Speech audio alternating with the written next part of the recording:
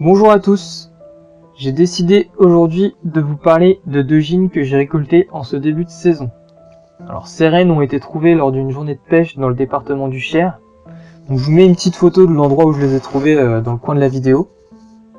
Alors je n'ai pas vraiment les connaissances requises pour les identifier moi-même. Il faudrait une binoculaire et savoir bien les critères pour les identifier.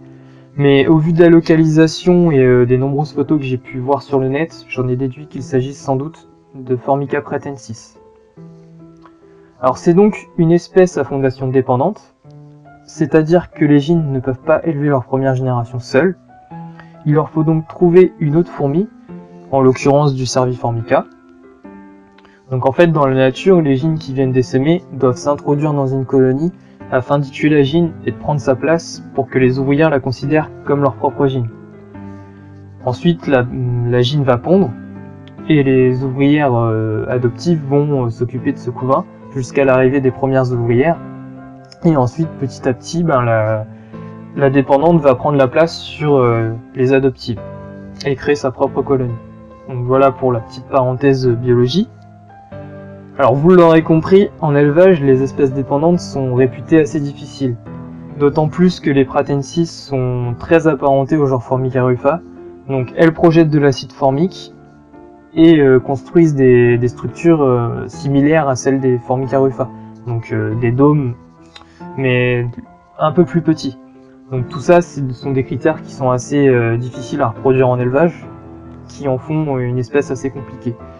Alors c'est pour moi une première, ce type de fondation, j'ai jamais vraiment essayé. Donc c'est pour ça que je tenais à faire une petite vidéo pour vous expliquer comment je vais faire. Alors pour mener à bien cette fondation dépendante, il faut donc apporter aux rennes du couvain de Cerviformica. Une dizaine de cocons peuvent normalement suffire à stimuler la ponte de la gine.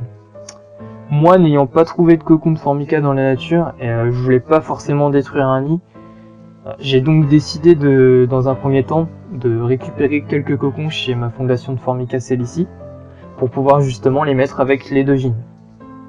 Alors cette opération fut donc un échec chez moi puisque les deux gines n'ont absolument pas touché au cocon malgré le fait que je les ai laissés plusieurs jours avec. Je me suis donc demandé si en mettant quelques imagos directement avec les gines, cela changerait la donne.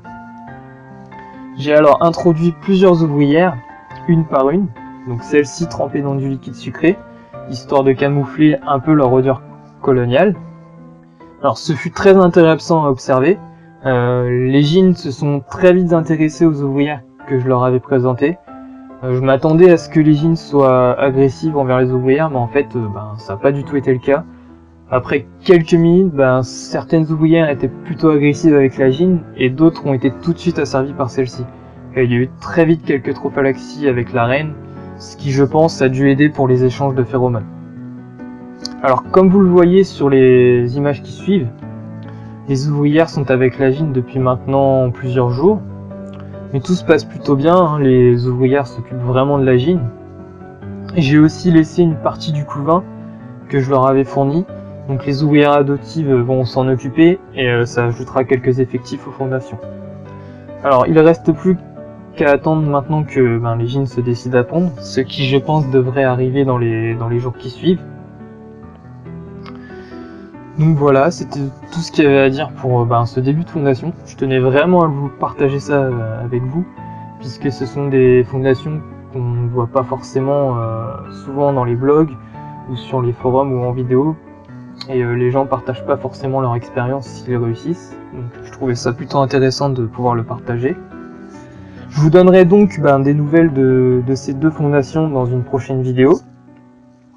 Et au passage, je tiens à dire merci et bienvenue aux nouveaux abonnés qui se sont abonnés. Et puis on commence à être une petite cinquantaine, donc c'est plutôt pas mal. Et puis quant à moi, j'ai plus qu'à vous dire à bientôt pour une prochaine vidéo. Salut!